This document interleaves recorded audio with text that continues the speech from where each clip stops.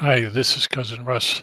This is another one of those find duplicate people uh, blogs that I mentioned earlier that I said that I would do. So I'm going to do that. This time, the situation a little bit differently. The difference is that I ran the find duplicate people report and there wasn't one. So I don't have enough data in my database to uh, find the duplicate people, relationships, dates, and stuff like that. That's part of what the find duplicate people does. But in this case, there was not enough information for this person to show up in my in a report.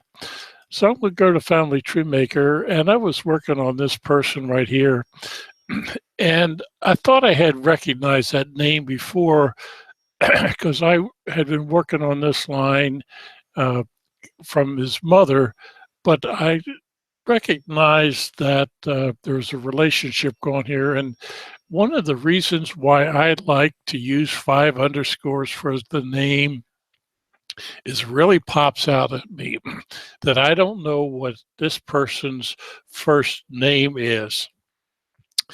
So here is what I am going to show you. I'm going to the person, I'm in the people workspace, person tab. Normally I end up on the facts uh, tab here, and I'm not seeing anything obvious here that says that there's a duplicate person. I believe it's the father, but I'm going to go to relationships.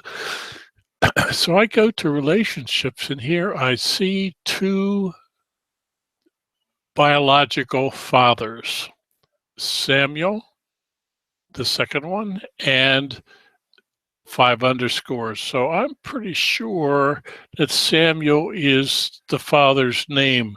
So I want to merge them.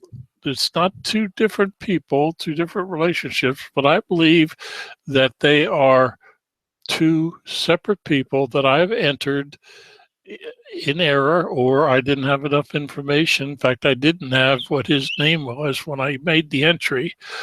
So now what am I going to do? So I'm going back to the people workspace with the tree view. And I noticed that the name was Samuel.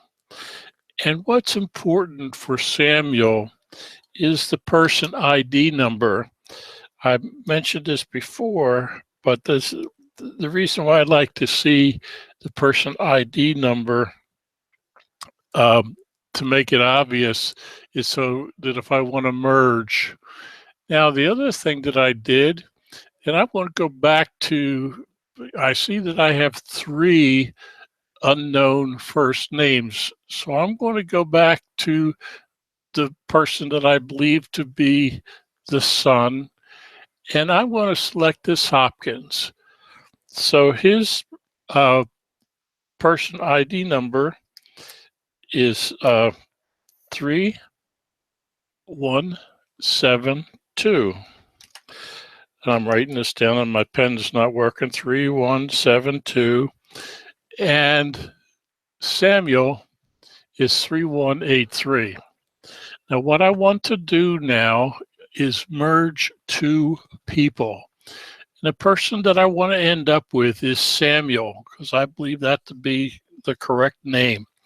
So I go to person, the person menu, merge 2 specific individuals, and there is Samuel, and you see his person ID is 3183, and I want to go up a little bit to find the 5 underscores with 3172. That's not him. 3172. He is married to Rachel Grover Worthington. Now I'm going to cancel that so that I can show you why I believe that to be true. So I go to the tree view and I can't do it from there. I want to get the sun up there. Sun. Now this could be preferred as opposed to this one. And there's Grover, Rachel Grover, who I said was going to be the wife of Henry, or the mother of Henry. So I'm going back to Samuel, and I'm going to, again, person, merge, and pick 31, oops, if I get the right name, 3172. So I click OK, and it gives me some choices to merge these two people. I want this to be the preferred fact where the bullet is, but I want to keep this one because this citation has this name in it. I want to keep it, so that 5 underscores is going to be an alt name, and I want to append this reference note, I'm sorry, research log to this one. So I click OK, and I just got a message that says it was changed, and I'm going to the person, and that's the biological father, and there is the son, and he had 2 biological fathers before. One was the unknown, and one was Rachel. So I have just merged 2 people, 2 identical people that did not show up in the report. And again, the reason for that is that if I look at the facts page, you'll see that I don't have a whole lot of information with the details. I know the data is correct, but in fact, this is a DNA set of results. But I had to manually merge the 2 people because they didn't show up in the report. So there you go. That's how you merge 2 identical people, and why I believe that the person ID number is so important to track.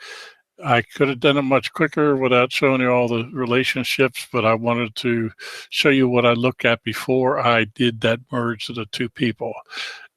What I wrote down on my note was that the 2 person ID numbers who I believe to be the 2 identical people that did not show up in the report. And I'll show you another one later on where I find duplicate people in the database and I merge them. The first one I ran the report and found 2 people that the report said were identical, and I do not believe at this point in time that they are identical people.